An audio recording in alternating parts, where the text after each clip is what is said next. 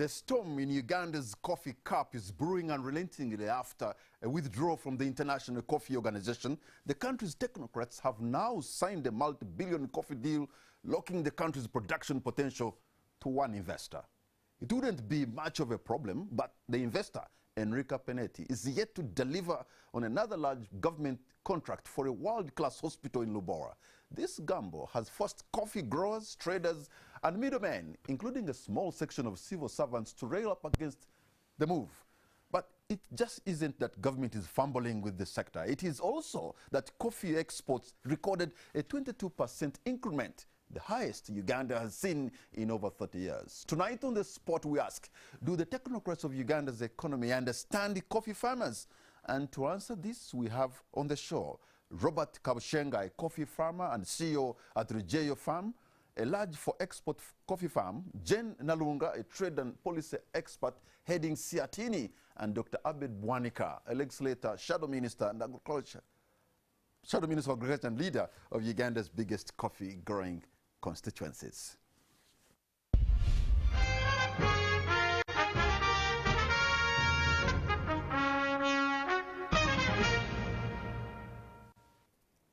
Gentlemen and lady, thank you so much for having honored our invitation. A warm welcome to all of you. Thank you so much. May I request that you allow me to address you by your first name, Robert, Abed, and Jen. Thank you for being here. Most welcome. Before we start this discussion, maybe let me just put this discussion into a perspective by playing a story we had earlier, what the Permanent Secretary and the Treasury, Ramadan Gobi, talked about this deal that we're going to discuss. Let me have that played. On 10 February 2022, government signed an agreement with Uganda Vinci Coffee Company Limited to process and add value to Uganda's coffee. It is an $80 million project. However, on Tuesday, opposition politician led by Shadow Agriculture Minister Dr. Abed Bwanika raised a red flag in Parliament, accusing government of giving full powers to a single company to determine coffee business in Uganda.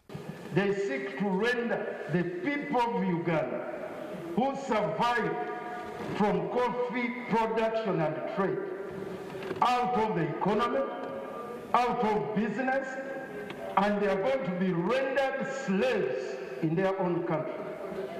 But the Permanent Secretary and the Secretary to the Treasury, Ramadan Gobi, has dismissed the lawmakers' claims.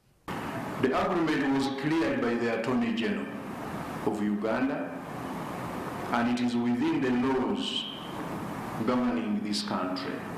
I've heard people say you are creating a monopoly. How can a monopoly be created when this plant is going to utilize only 6.4% of Uganda's coffee production? Gobi says the country stands to benefit more when there is value addition to Uganda's coffee. The $600 million we're talking about is peanuts of the value that we donate. Get the $600 million, multiply by 9. That's the money that we should be getting from coffee per year, and we are losing that money. So adding value is of a benefit for us, but most importantly, we are not closing the window of those who want to sell the beans. Legislators allege that once this company is granted a license, it will determine the coffee prices, which could be below prevailing market prices. Uganda Vinci will pay for superior quality coffee beans at a premium price. I thought Ugandans would understand these things and should be very happy. Premium price. This price will be determined transparently and shall not be lower than the price approved by Uganda Coffee Development Authority. Gobi defended the decision to grant incentives to the company, like access to coffee beans and a low electricity tariff, saying all other companies are benefiting from the same policy. It would be inconceivable for Uganda Vinci to set up shop in Uganda and not provide it some comfort that it will access the raw material required, and these incentives are all provided for in the law and can be accessed by any investor. Uganda Vinci Coffee Company Limited is owned by the same investor who was granted a contract to construct a specialized hospital at Lubowa along Entebbe Road. The project is expected to create 446 jobs for Ugandans and is targeting a $40 billion European market. Jingo Francis, NTV. Thank you so much, Francis, for giving us that kind of preamble that will help us to discuss. I'm going to begin with you, Dr. Abed Bwanika, because you're a member of Parliament, but also you raised the issue on the floor of the House. And I want to repeat the few words that Ramadan Govi talked about. A premium price, 6% of the coffee production, and that Uganda Coffee Development Authority will determine the price. What's your opinion? First of all, we are very, very concerned by this agreement by Mr. Ngovi, because his signature is there. Coffee in this country supports 2 million households. 2 million households. Coffee provides employment to 6 million people in those households, plus the employment provided by those who are in the trade in terms of processing, exporting, roasting. So it's not a commodity that we can just watch and leave in the hands of just Mr. Ngovi and his team.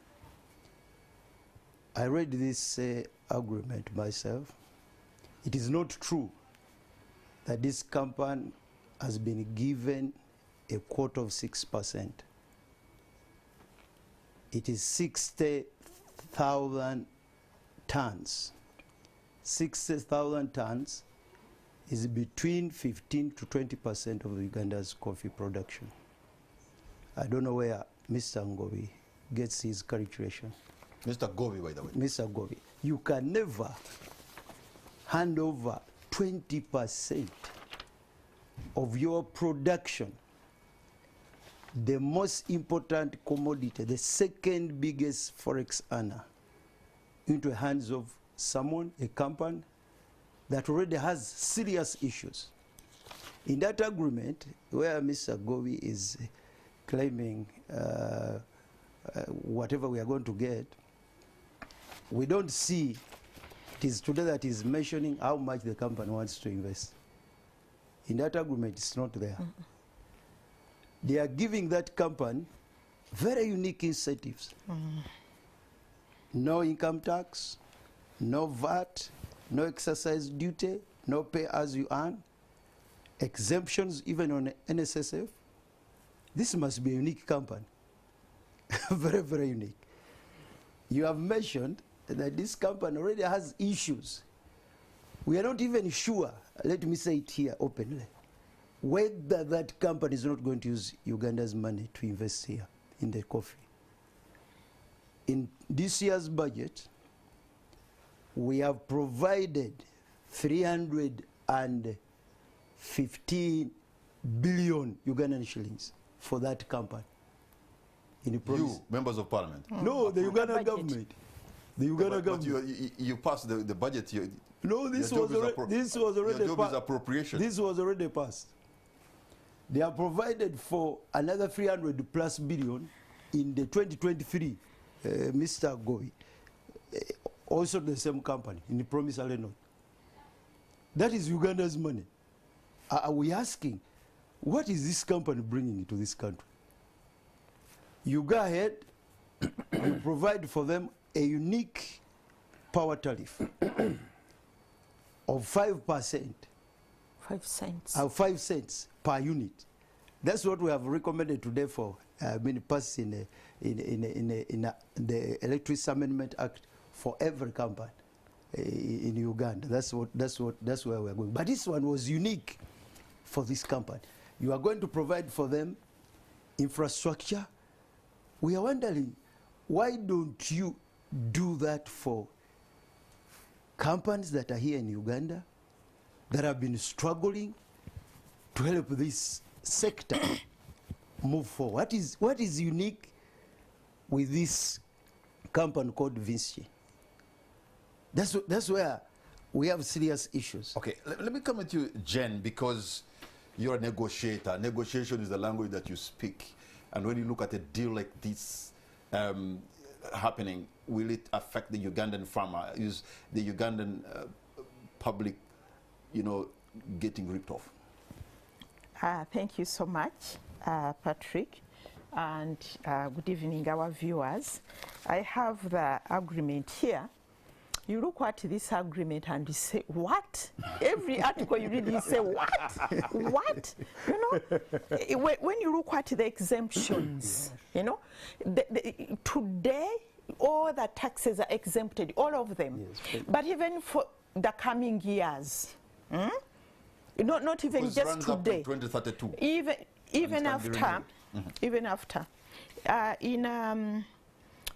in investment agreements, there is what they call a zombie clause or survival clause. That even when the business dies, there are things which you have to pay. It's in here. It's called a zombie clause. I can imagine zombie. Yes, you read it.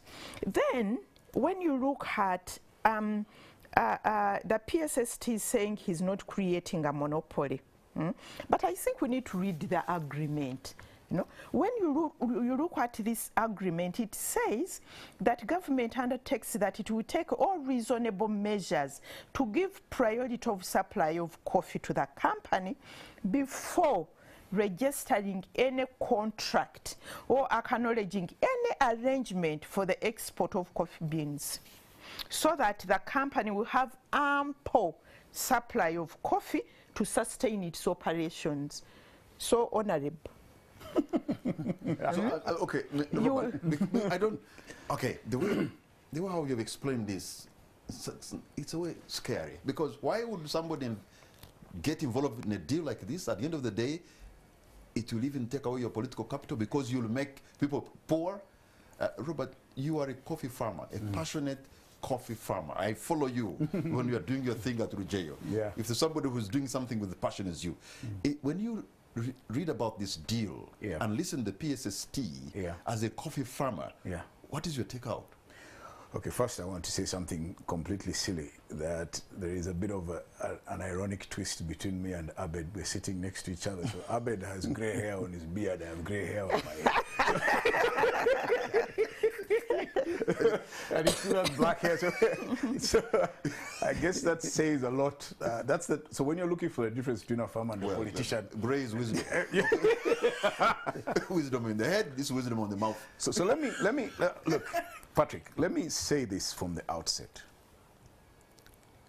All of us in the coffee value chain, from us the farmers to the consumers, we would like to see a situation where Ugandan coffee is processed beyond what we are doing today. All of us, there is no doubt about that, because it means we get to capture more financial value. The question is, how do we get there? How much, the area of contention has been how much ownership and participation should Ugandans have in the value chain. So this is one area where you would have expected that the first step would have been how much Ugandan participation can be there at this value chain level we're talking about. So that's where the area of contention is. And it's not an issue you can ram through. You must create consensus from the farming community right through exporters, so that we're all on the same page. As it is now, in that agreement, so many concessions have been made, which Jane has ably explained. What is missing, and for me is very crucial, is how is that value which we have created for this company going to be delivered as a benefit to farmers? There is no mention there anywhere of the price mechanism that will benefit the farmer. And I don't know of any administrative arrangement. The farmer needs a premium price. And what the premium price, the way they should have written... That's what the PSST is saying. He's only saying it. What is written in the agreement is the most important thing, and Jane can read it for us. That the premium, yes, and that it will pay, the company undertakes that it will pay the priority supply of superior quality coffee beans at a premium price to be determined by the company. Thank you. Now, not Uganda Coffee Development. But it will be determined. That's the starting point. The starting point. That phrase, if I had been the one pushing, that's the Attorney General approving this. I don't know who did. All I'm saying is, if it had been up to me, I would have said that the company shall pay the reigning international coffee price plus X additional percentage points as a premium for the privilege of receiving these concessions. Then there should be a mechanism that says, because of the privilege that has been accorded to this company, it will buy directly from farmers. For farmers to be qualified to be bought from, there should be the following types of farmers. Because now, and how can you confirm or how can you ensure that indeed this company will buy from farmers? And it doesn't take into account some dynamics that farmers have in the selling of coffee. Some of the reasons that force farmers to sell coffee prematurely are well known. It's a demand for cash, they have pressures, so they sell their crop to people who have cash, and it is still on the trees. Some of them have arrangements with already existing contracts with other buyers and so on. So it's that complicated. So you parachute this company into an already existing dynamic, you will create a terrible disruption. So for me, what's missing from this agreement clearly is how everything that has been done in this agreement transfers or ensures a direct benefit to the farm. Farm get price. It is not there. And I don't know that there is any administrative structure within the coffee regulatory system that will ensure that that happens. Already, they've had challenges ensuring that middlemen pay a good price. They just don't have the mechanism. They don't even have the enforcement capacity to do that. Now, in the absence of that, basically what you're doing, you're creating advantage for this company and taking away pretty much all its operational costs. And they will capture all the value, and they will be trading our coffee in capitals where we have no control, and they will move their money to those banks. So where indeed in this, and what enforcement mechanism do we have against these people? None. So I would like to see a system or a process that protects and ensures that farmers, that any mechanism or any advantage of this nature delivers the kind of benefit. But I wanted to also say this, if you allow me to. If indeed, as my very good friend Gobi, and it really pains me that we are on opposite sides of this debate, as he says, coffee is such a high value crop to us. If we have such a high value crop, why are we giving concessions for somebody to come and take advantage of this high value item? I would have thought that we should have put out an advert the way we did for Kilembe Mines. Now I'm speaking as a taxpayer. We should have gone and put out an advert in capitals and said, we are now capable of producing 7 million bags of very good coffee, 95% of which is Robusta. Anybody who wants to roast and wants to set up this facility, come, but you will pay us X amount of money for the value you will make. The same way we do with banks, we charge them for licenses, the same way we do with telecoms, because there is value that these people extract. Now, I can understand if you make concessions for oil, but we all know that the oil people you're going to bring in, I think it's $12 billion, whatever amount of money it is, they bring that into the economy. These people, when we make concessions for them, what is it exactly that they're bringing that we can't do? But I can see us giving them instead. Precisely. Okay. Let me come back to you, Dr. Abed Bwaneka, because you're a legislator and a lawmaker, and you have introduced this issue, the Flaw of Parliament. Now, it appears the situation is not good, really, what we're getting into. Is it redeemable? But how do you even deem it if it's already a signed kind of concession? That means Da Vinci Coffee Uganda Limited can actually sue you and get a lot of money. What we did on the Flaw of Parliament, first of all, was to raise a red flag. But the Speaker, in her wisdom, pushed this agreement and this issue to the Committee of Trade, where we are going to interface with whoever, with the teams that were involved in this agreement. One thing that I'm interested in that committee, we want proof of funds from Vinci. Do they have, we want to see what they are bringing, the value addition that they are bringing to the economy of Uganda. If you are telling us they are bringing $80 million, we want to see that.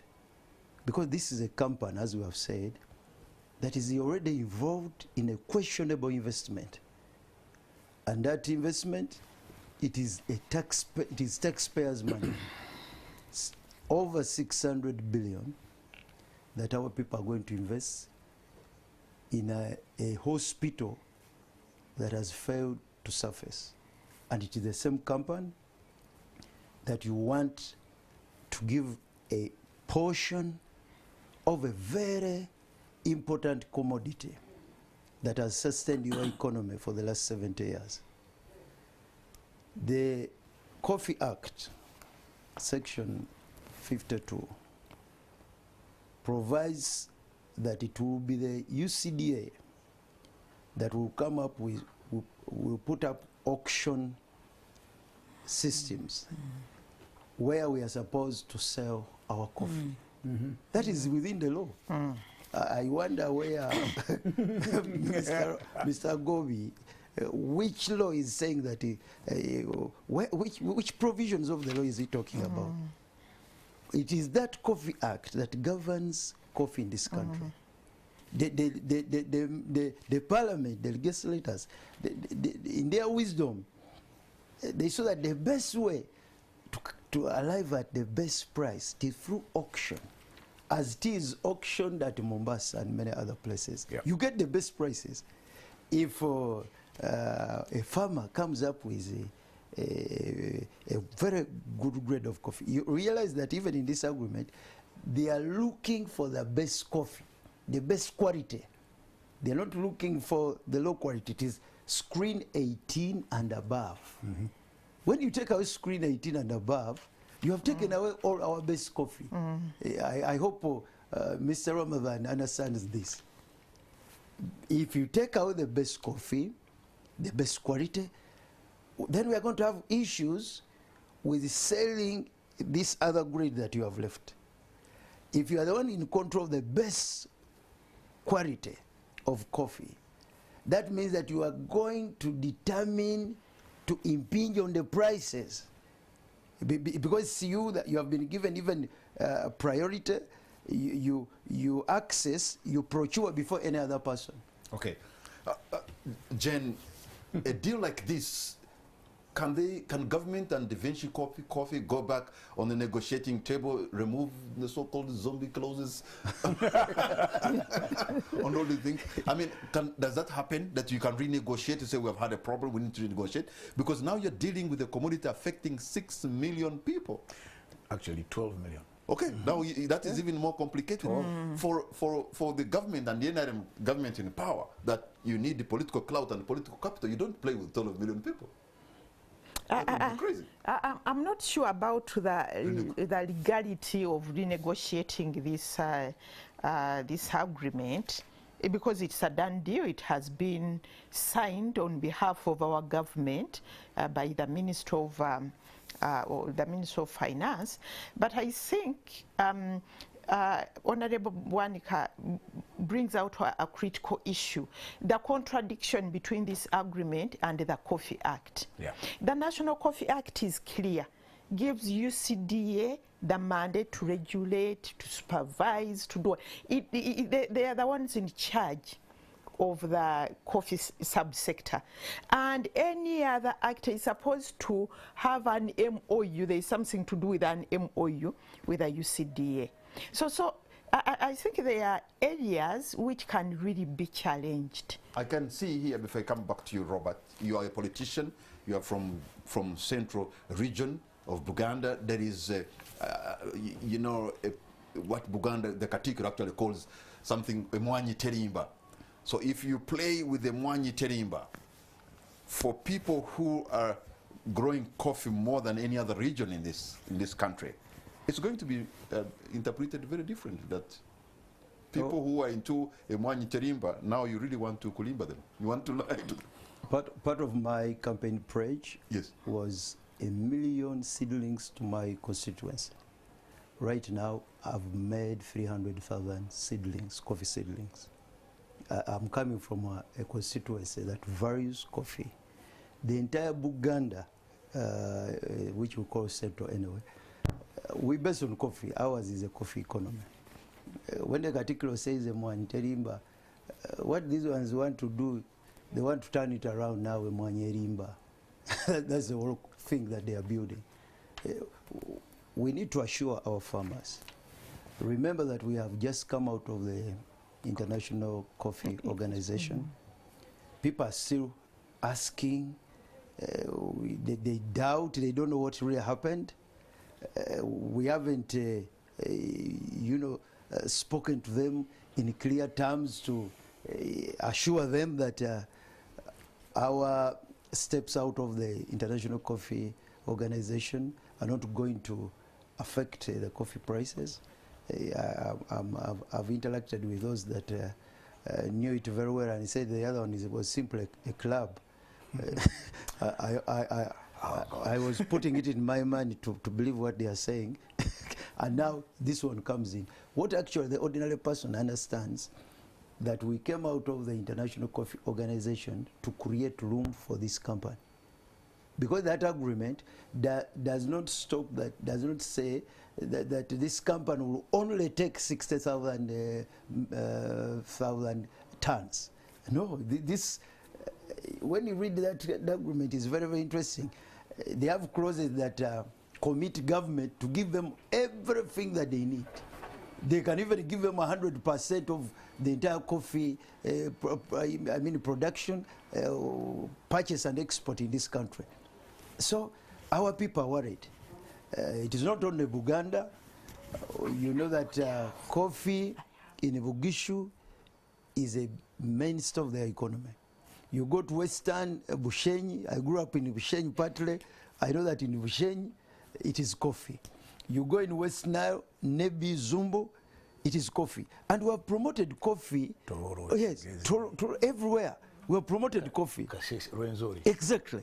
So this is not a commodity that we want people to sit in their offices. And I'm surprised, for instance, I don't hear Mr. Ramavan mentioning UCDA in what they were doing. So, Robert, you know, you have invested your time. I can imagine your resources, but also your energy and your passion. As a coffee farmer today, what's your pain? So I'm going to explain to you a situation so that you can understand some of the problems of, even before the agreement is implemented, just the signing of it. So I was in the process of discussing with some financiers because I need some money to invest in a processing unit, so that I am also, because I'm educated, I am more sophisticated, why should I be selling chiboko?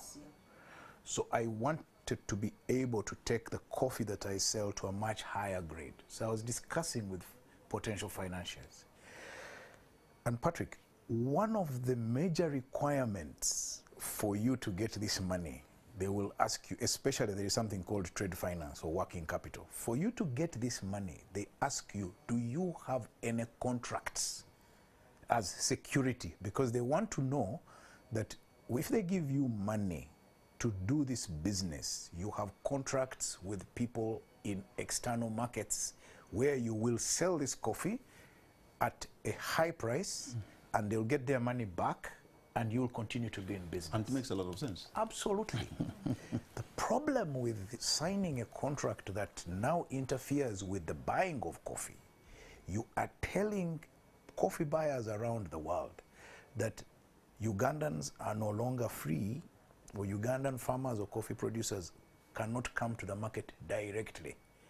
So I cannot promise buyers in Finland or Norway or Korea or Japan or London or Netherlands or Germany that I will be able to give you coffee of this quality, of screen 18 of this, because the government of Uganda, which allows me to export the coffee, has said it will only allow me to register the contracts I have with other people after they've guaranteed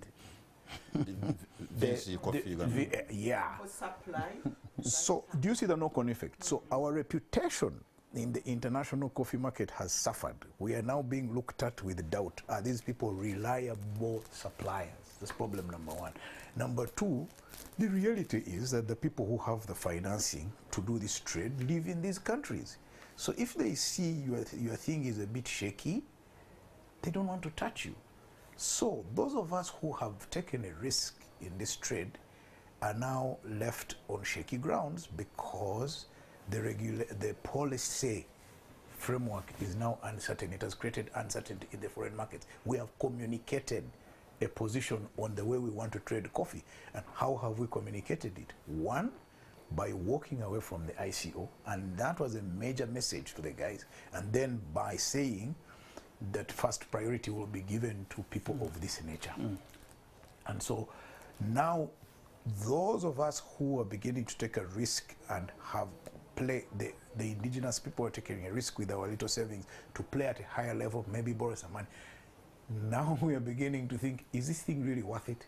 And the most painful thing is that, having been a passionate campaigner for the growing of coffee, I get younger people who are asking me now and saying, but Robert, where are you leading us? You led us into this thing. Should we continue? And I am saying to them, and I would like to say to them, let me use this opportunity to speak to them, please go and plant coffee. Plant more coffee and look after your coffee trees well. The real value for a farmer is the quality of your coffee. Forget all this other noise. Just focus on field management, crop husbandry, and produce good beans. Your coffee will be taken away very quickly. So that's what I would say to people. Right. Robert, Abed, and Jen, we're going to take a quick break, and on the spot, we'll be right back.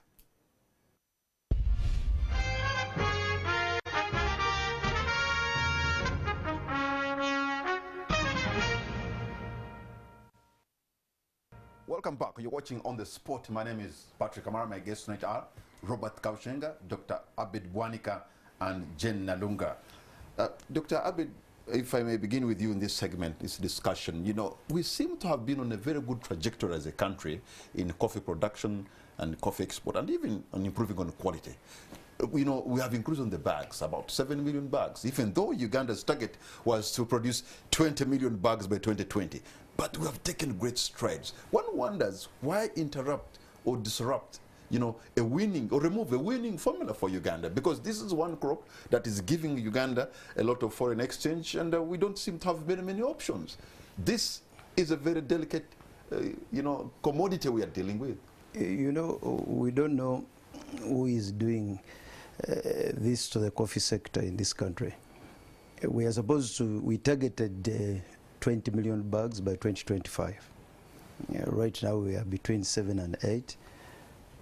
This year, the budget 2022-2023, the coffee development authority budget has been cut more than 50%.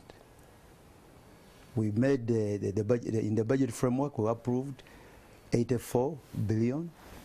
By the time it came back from finance, it is 34.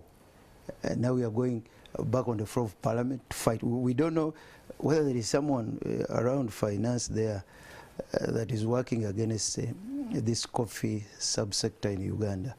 there must be someone who doesn't understand the importance of coffee in this country, both the economy, to providing the foreign exchange that we need, the employment. Bwana Kabishenga is talking about 12 million, providing employment for 12 million people, including the young people who don't have jobs. Then there must be someone that is sabotaging, that is interested in bringing down this subsector. All of us are wondering, you know, what is in our mind. Me, I grew up in Masaka. Coffee took me to school. Coffee supported me. When this government came, then the unions were thrown into disarray. We had a huge Masaka union, which, you know, up to now, it is coming to 36 years, Masaka union has never been paid the money that we lost. Now we are making strides, as you are saying. Everyone is putting in efforts. Government has put in money, they have invested. The private people like Bwana Kabishenga and many others, they are investing in this very important sector. And now you see this. Me, I'm asking a simple question. If government wants to invest so that we add value, which all of us believe in, can't government find that money and find Ugandans, people who are in this sector, who are not going to try? Because I don't know the track record of that lady in Vision. Because she's, I've tried to search and see what kind of business she has been doing. They are completely different from coffee. She doesn't have a track record of coffee anywhere. Can't we find our own people? We have so many that are in coffee. When I last read, I saw 17 companies in coffee roasting in this country. Why don't we support those companies? They provide jobs for the people of Uganda. Their money, they're not going to repatriate to another nation. Money is going to stay here. They are going to pay taxes. These companies, the 17 tax companies I'm talking about, they pay taxes. If anything, Vinci Coffee can come and compete like any other organization here. Yes. Put in their money, you know, deploy $80 million. Why do you shield them? You shield them from taxes. You are giving them incentives that are too abnormal. We are wondering, every Ugandan is beginning to ask, who is Vinci? Who is that company? Because it seems it's something that we don't understand.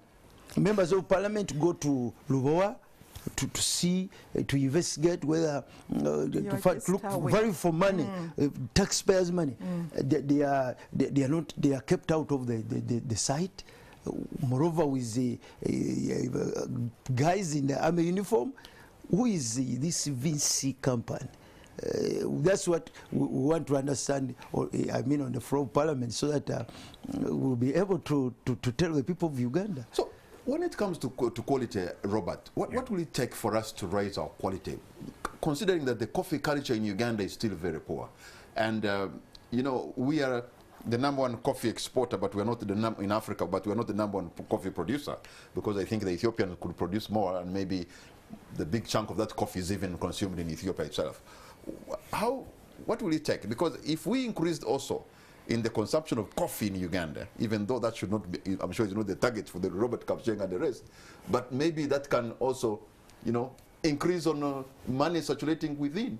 But you go to a Ugandan restaurant, and I was telling you before we start the story, I mean, we start the discussion, somebody will bring you leftovers of coffee from somewhere in Brazil, and they tell you that's coffee. Yet the Ugandan coffee, the Masaba coffee or good African coffee, whatever, has the best aroma. You know, it pains me. Some of us, you wake up in a different city in New York early in the morning, and there's that smell of coffee all over. There's not even a single coffee tree in New York. In Uganda, what we're drinking are the leftovers of coffee from Brazil. And yet there's something called Buy Uganda and Build Uganda. I could actually even roast our own company here. If I ask NTV to bring coffee, I don't think that coffee would be Ugandan produced. And it's a shame. So for starters, tomorrow I'm going to send you my coffee. Thank you very much. Yeah, you need to drink some really good coffee. I don't know why you're punishing yourself. So we have some Ruggiero coffee which was fermented, so it's very good. So I'll send it to you for free. because I want you to. I can see. Well, I feel your pain. At least you have said it on air, so No, the management understands that there are no underhands here. This has been said in the open. Yes, but there's one thing. So let me just say this: the reason we're coming out to explain is we would like Ugandans to understand that what pays the bills, what keeps the lights on in Uganda, what finances everything. I would even argue that about 40 or 50%, and which we have control over, is coffee. This is what keeps. So the coffee is a national treasure. We should be treating it with. In fact, it's a national security issue. Exactly. It's a heritage. It's a priority product. We shouldn't be casual and cavalier about it. We should be deliberate. I was going to tell Abed that, you see, a small piece of land in Naguru, Parliament sets up a committee to go and investigate. It's a small piece of land. Coffee, they didn't want to know until Abed and group raised the issue. Every Ugandan should be interested in the discussion about coffee because it is what brings in the money. Yeah, because you remember, sorry to distract you, when back in the day, they would tell us, you know, the economy is hinged on triple C and triple T, I think. Coffee, cotton, and copper. Now the other C actually not there anymore. There's no copper, there's no cotton, it's only coffee. And the other thing was tea tourism, I think, tea and tobacco. Now, I think your tourism is struggling because of COVID and all related issues. But I just wanted to, if you asked me a question which I would like to bring forward. All of the issue of the quality of Uganda's coffee comes down to one primary thing: agronomy. If we looked after our trees, if we looked after our soils and fed the trees well and handled the plants well and picked the beans well, that in itself is value right there. Why? 95% of our exports are Robusta. Ugandan Robusta is the best in the world because it's grown at a much higher altitude, has ability to be mild, and if it is washed and processed properly, it's very close to Arabica and can be drunk on its own. And the Southern Europeans are completely mad and crazy about Ugandan Robusta. The problem is that we're not producing it in good quality and handling it well. And that's where I sort of disagree with both Jen and Abed, that you're not going to solve that problem by legislation. You're not going to put a rule and say you must all handle things like this. No. We should invest. I told somebody, as I said, in the parish model, instead of recruiting parish chiefs, let him recruit an agronomist for each parish and get an agronomist to be trained in the crops of that area. So if we all have an agronomist coming to tell us what to do, if the science and information coming from Chituza there on the road to Katosi, Nakori, is quickly passed on to the practitioners, the quality of the coffee would shoot up. Number two, you need to separate coffee farmers into two categories. The smallholder farmers are there. We need to manage them differently from how you manage the kabushengas. Invest in the kabushengas because they're slightly more sophisticated and can improve the standards, and get them to produce good coffee and at high quality, because for us we're interested in a return on the investment we've put in. You manage those two properly, the quality of your beans will go up. The quality of your beans, can you imagine if 50% of our bags we export had high quality beans? We wouldn't even need all these middlemen we are trying to look for to take us to the European market. The European market would come right here and buy at the price we want. In the 1970s, the price of Arabica coffee in New York and London was determined by the production of Bugisu Cooperative Union in the 70s. So, if we should engage with the farmers when we are making these policy decisions. And talking to one or two or three prominent farmers like me and then claiming that we've done consultation is not correct. I think what needs to be done is get coffee producing areas, get the members of parliament, get community leaders and go and have town hall meetings and listen to the farmers. Listen to the people in Rwenzori, listen to the people in Elgon, listen to the people in Zombo, listen to the people in Ankole, listen to the people in the central region. Go to Busoga. The north is also beginning to grow coffee. That way, you will understand the issues properly that drive and therefore raise the standards. So Jen, we seem to have, as a country, everything in our favor. Robusta coffee is, as Robert is saying, is probably the best, or the best in Uganda. In the world. But also in the world. We have, in East Africa, we have the best arable soil is here. So, you know, water, a young population and everything, dynamism.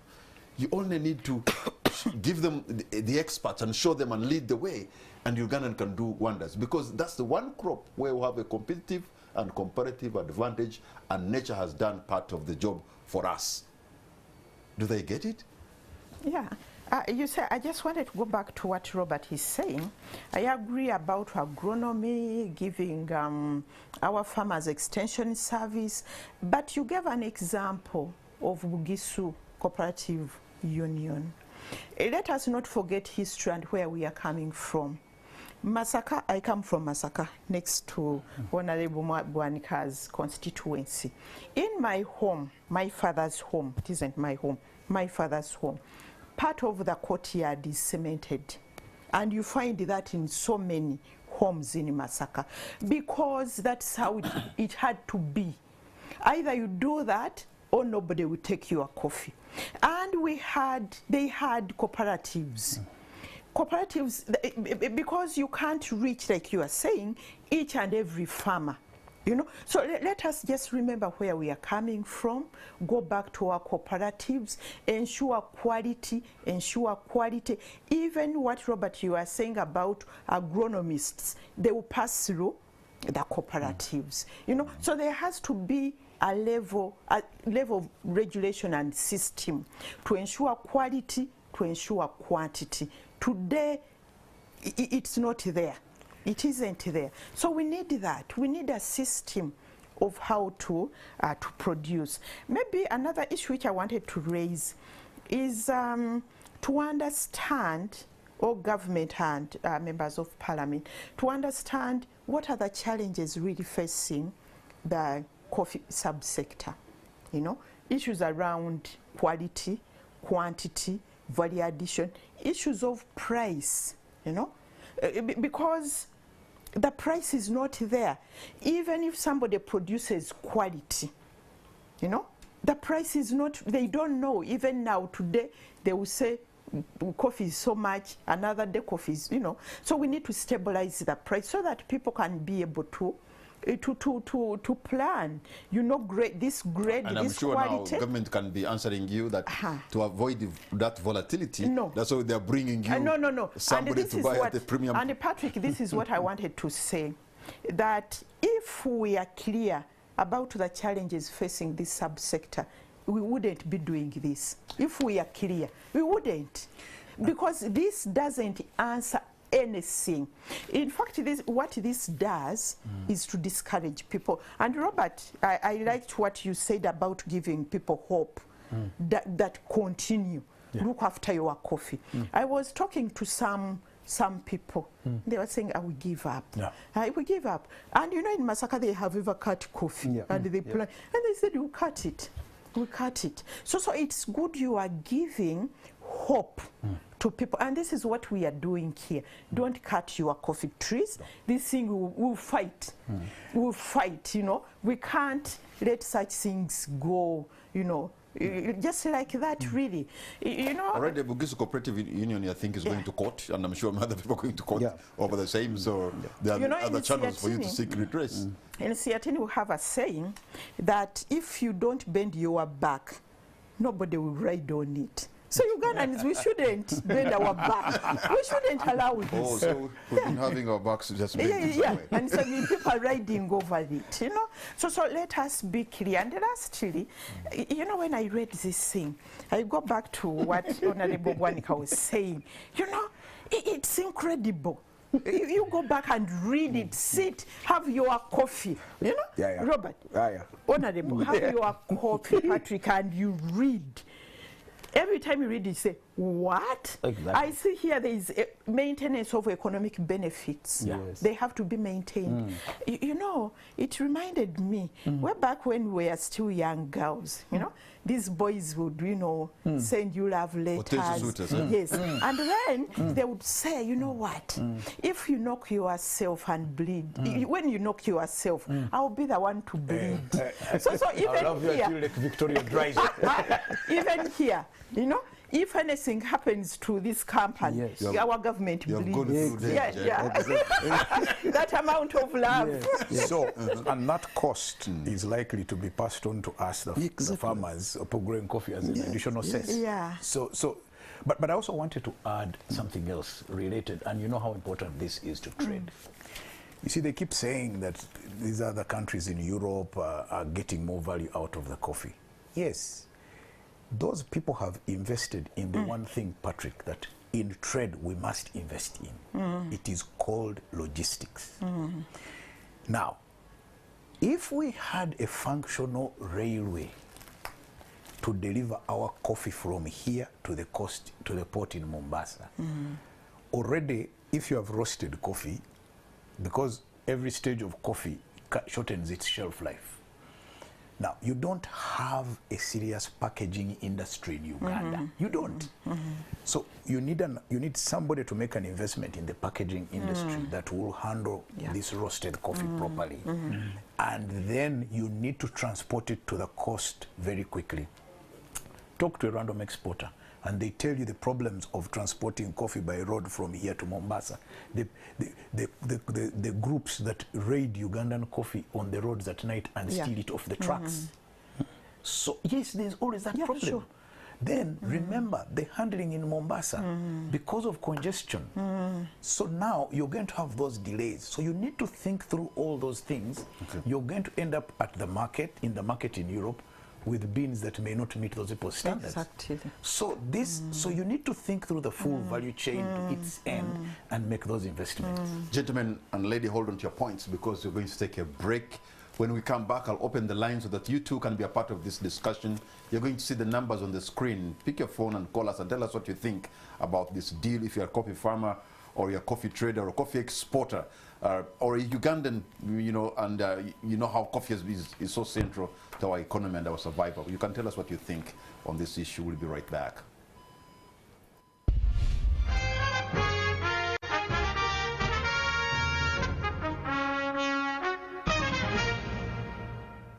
Welcome back. You're watching On the Spot. My name is Patrick Kamara. My guests tonight are Jen Nalunga, Dr. Abed Bwanika, and Mr. Robert Kabshenga. And we're discussing the concession that Uganda has with the Vinci Coffee Uganda Limited to take about 60,000 tons of coffee before anywhere else coffee should be sold to those, and then others can come next. And yet 60,000 is about the 20% of the best coffee that Ugandans produce. And so that is likely to cause us trouble. I want you to take part in this discussion. You're going to see a number on the screen. Please pick your phone and tell us what you think. You tell us your name and where you're from and keep it very precise. I have a call online. Hello. Hello? Yes, please. Good evening, sir. What's your name and where are you calling from? Jacob Jones is my name. I'm calling from Mozilla. Okay, go right ahead, sir.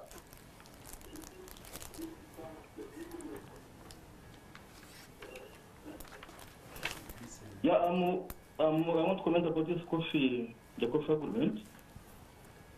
Hello? Yes, go right ahead. Don't listen to your echo. Don't listen to anything. Just go straight into it. I want to comment about this coffee agreement. I think it is very unfortunate that we have this one being signed. It reminds me of the Celtel, the telephone company which came some time back to be given a monopoly and it ended up cheating Uganda. I think we can do better. If we consulted, I don't use CDA in all this. Uganda coffee is all the premium. We don't need to fetch a premium from anybody, but it's all the premium. And the whole world is looking for Uganda coffee, but the main problem is Uganda coffee is not identified anywhere. People are looking for it, the whole world, Europe, America, they can't see Uganda coffee because the policies we have in place are making it unavailable to the market, especially our consumers. So the challenge is we must make Uganda coffee available to the world. It's not available. All right. It's hidden by the people who misuse it. Because Uganda coffee, personally I worked with Uganda coffee for 16 years, and I know what I'm talking about. Uganda coffee used to be a brand. A brand meaning that our coffee can make other coffees stand. I don't want to mention any coffee, but there are some coffees in the world which can stand alone. The Uganda coffee helps other inferior coffees stand or to be seen, to be consumed. Hence a brand. And we use to fetch more money on the global market than all the coffees in the world. Our coffee, the Bujisu, and more so the Robusta, it was a benchmark for all prices, for all world coffees in the world. I can confidently say we have been losing almost 50% of the earnings from our coffee for almost the last 30 years. Because our coffee is missing on the global shelf. It's not there. All right. The people who know it, our former customers, are grabbing it and using it to benefit their company. I want to thank you so much. I gave you a lot of time because what you said was very serious.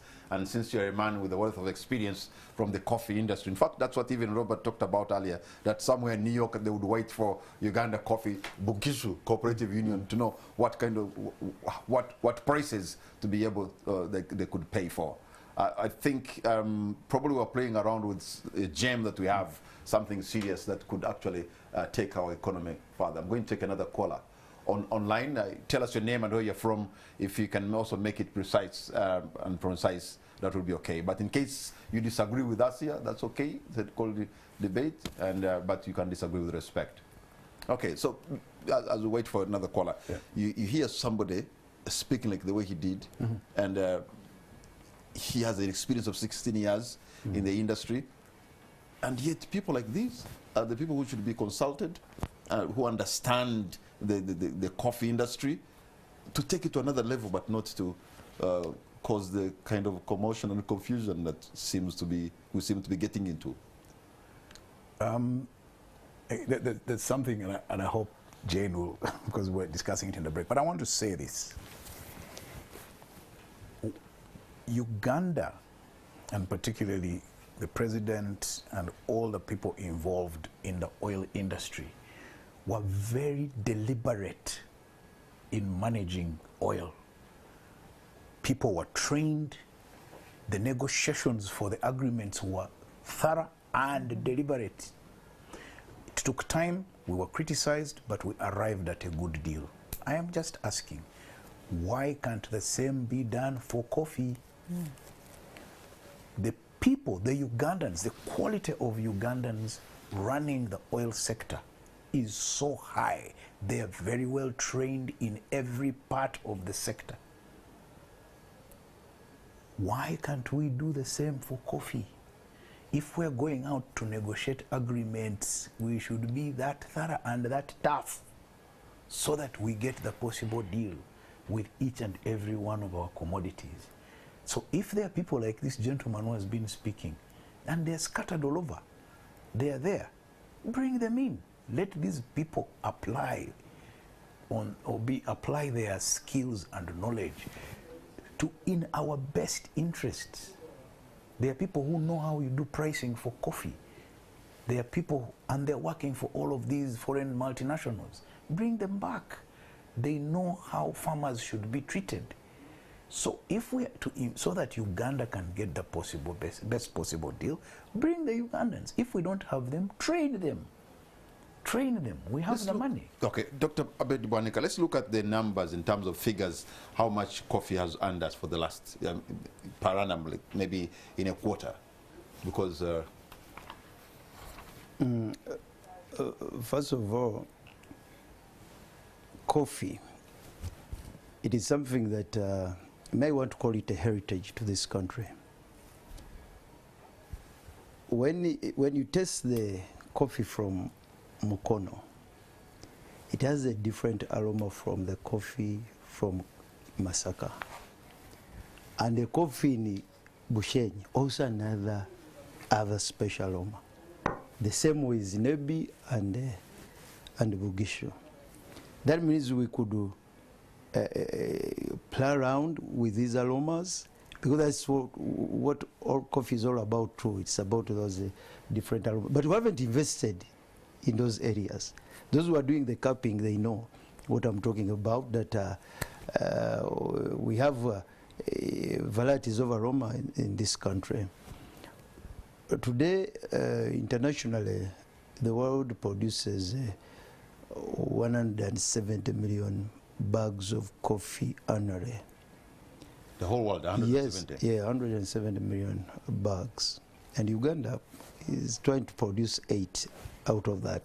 We are the 8th globally, getting around over $500 million annually in this country.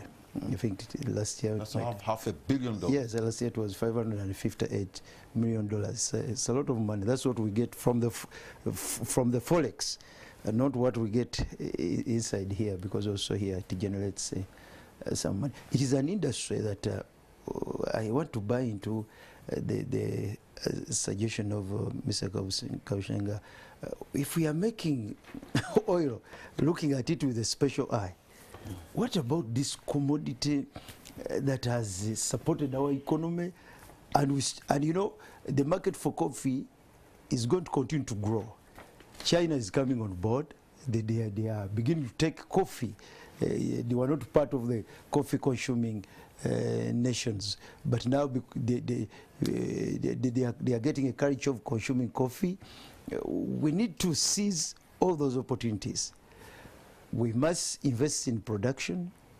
We must invest in the processing, and we must look at it differently. I'm worried. We are downsizing the budget into coffee. I mean, out of the 44.7 trillion, I think it is even going to increase, I saw, to 47. You only want to get 34 billion to a sector that supports your economy. There must be something wrong in this country. It is the same with tourism. All right, Robert, and I have seen two individuals, maybe 3, including Dr. Ian Clark, Robert Kaushenga, and Andrew Rugasira, who are putting their energy at some point to really market coffee. Andrew Rugasira went an extent of having coffee, you know, Ugandan coffee on the shelves in the London supermarkets. I don't know, it appears from my own understanding that maybe the energy has gone down a little bit than how he used to. What does it take to have Ugandan Ruggiero coffee or whatever coffee Masaba on the shelf in Italy, in German? Because now you'll be dealing directly. I think we need to walk fast before we sprint. Yes, and I would like to say that my very good friend Andrew Rugasira was years ahead of his time. I mean, he was really far ahead of his time, and in a sense, maybe that's why, you know, he faced the challenges that he faced. What I will say is, let's start by doing what the gentleman on the phone was saying. Let's first re-establish the reputation of Ugandan coffee in the world market so that it can stand on its own. Yeah. And there are many ways we can define it. One of those things is geographical, what Dr. Wanika has been saying. And the government is saying pulling out from the International Coffee Organization was because it was compromising with the reputation of Uganda's coffee. And they are, you know, they are sort of coming out with Brazil, and they are calling Uganda the others. That's what I had them explain. No. I don't want to go into that because it's another day. Yeah, that's now another day. Yeah. But what I will say is it's very possible to define our coffees locally and have them managed locally. Right now, all our coffee is brought and given to exporters, bundled and exported as Ugandan Robusta. Yet you can say to people that, okay, from today, distinguish between Busiro Robusta, Yes. Chagwe Robusta, Yes.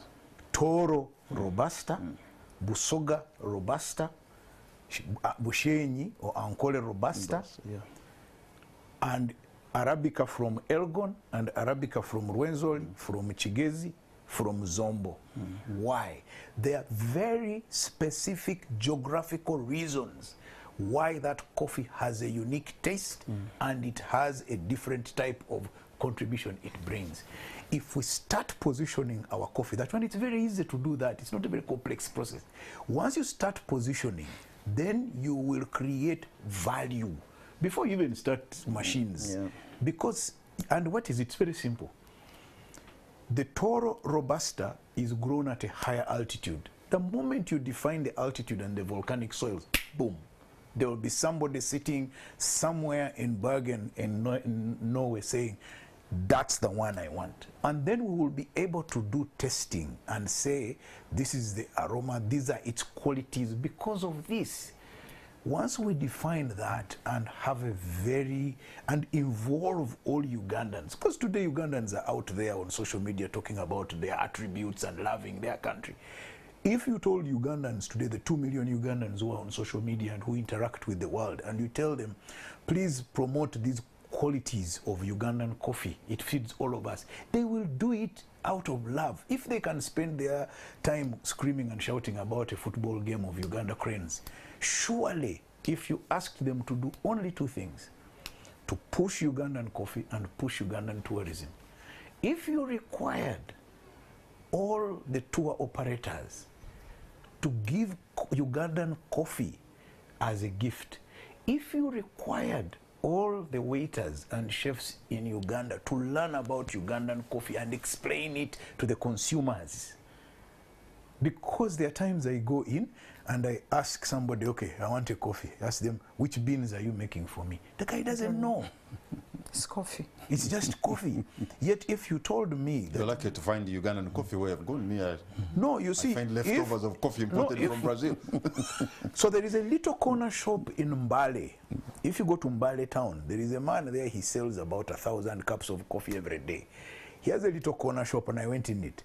And on his wall of his shelves, he has coffee beans from each sub-county that grows coffee in Bugisu on his wall. So you walk in and you say, I want a cup of bulambuli. They give you bulambuli. Oh, I want a cup of bubulo. They give you bududa. That's how it is. That's how we should be positioning our coffee, because it has very specific qualities.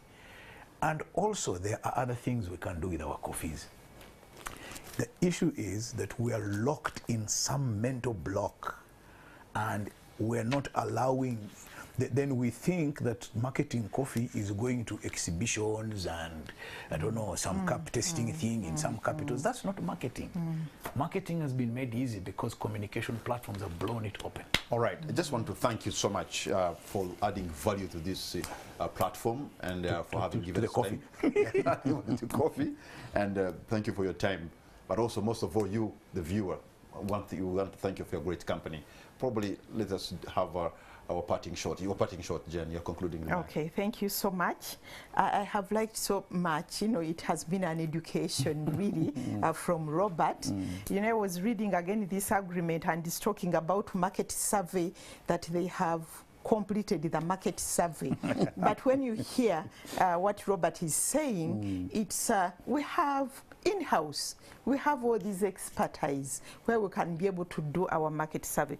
But what I want to say is that we don't have any other alternative to a product which can give us incomes at household level and at national level. And we need those funds desperately. We are indebted up to, to that at the national level. In the national coffers we need money, and coffee is there, but we need to invest in it. All right. Robert, your parting shot.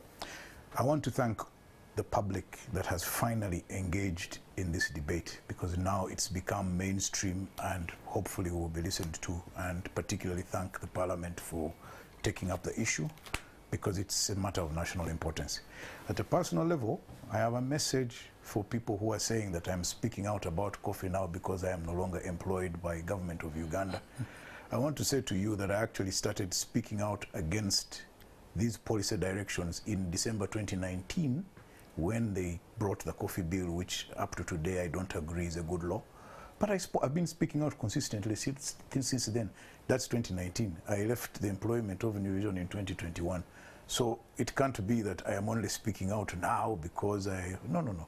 It's because I am heavily invested in coffee, and I would like to push what is in the best interests of what I think is in the best interests of farmers, because I am one and I know what it is to be a coffee farmer. Robert, people are talking because you're making an impact. You should just be celebrating it. Dr. Abed. For me, I want to appreciate NTV. Whoever chose the team is very, very enriching. I hope Ugandans have got lots of things from this discussion. To the farmers and those who are interested in the coffee business, please go ahead, plant more coffee. This storm will be over. And for those who are seated in the places of authority, in finance, in agriculture, wherever you are, please have a different eye at coffee in this country. It's an industry that we treasure, and we cannot just handle it the way we are doing. Thank you so much, Dr. Bwaniko. Thank you so much, Jen. Thank you so much, Robert. And all of you, I want to thank you for your great company. We're a good country with good people. I understand this issue is going to go to the parliamentary committee that is concerned. You go to that committee, listen to them, give your members of parliament's views, and share, because coffee is very, very important to our economy, to our livelihoods. We need to get involved in this discussion. Good night and God bless Uganda.